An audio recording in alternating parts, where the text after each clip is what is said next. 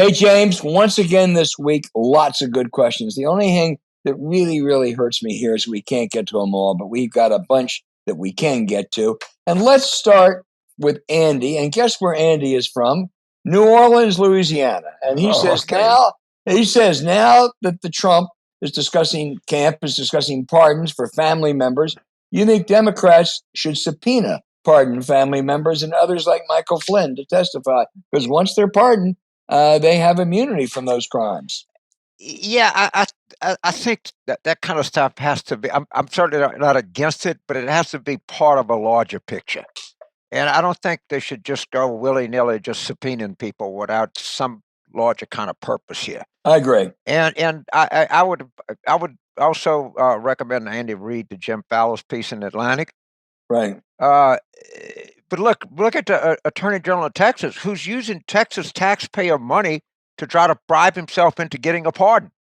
Well, this is a completely as a lawsuit with no merit. The Attorney General of Texas is trying to get the courts to overturn the election in Pennsylvania and Arizona or Michigan or whatever.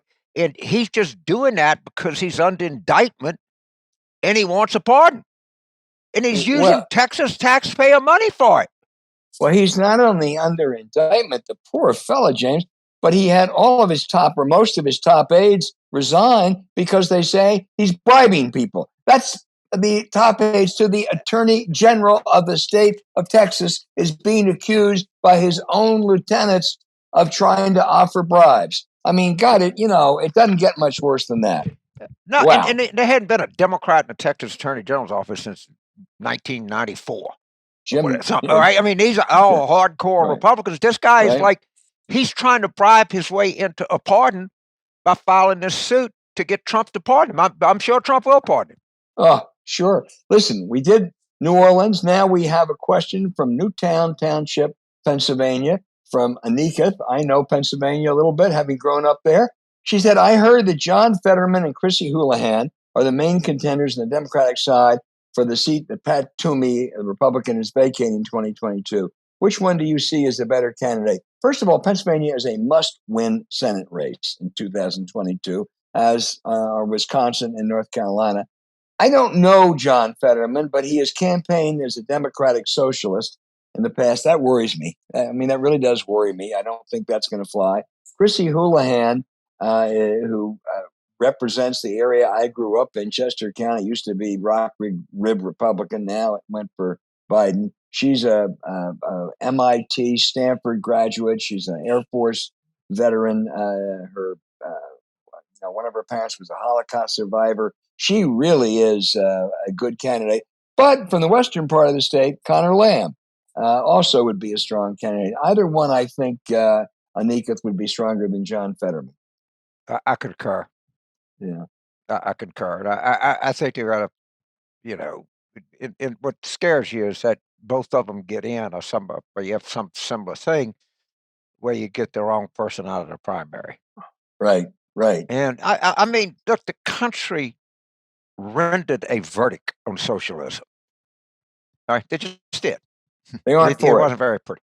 Right. They didn't go for it. And the only Democrat that really did well was Joe Biden.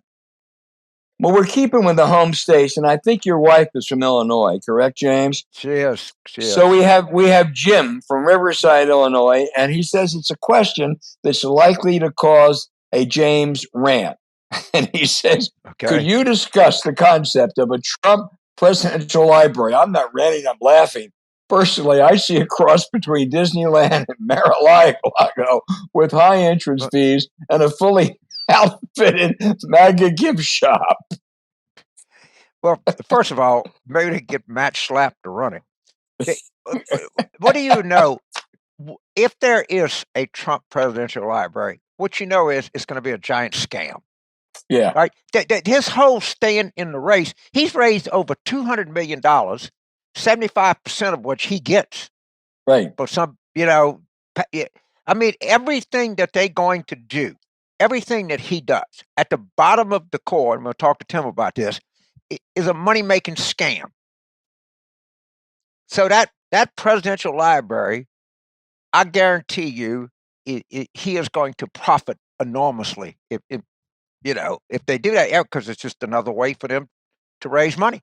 Right. That's And if all anyone if anyone says, why is he doing it? There's a simple answer. Habit. That's what he does. We got Terry from, go ahead. No, I know. I'm just like, when you think of anything that he does, think of where the money is. What's the profit motive? Yeah. That would be what it is. There'd be no buy a book for anything in the world.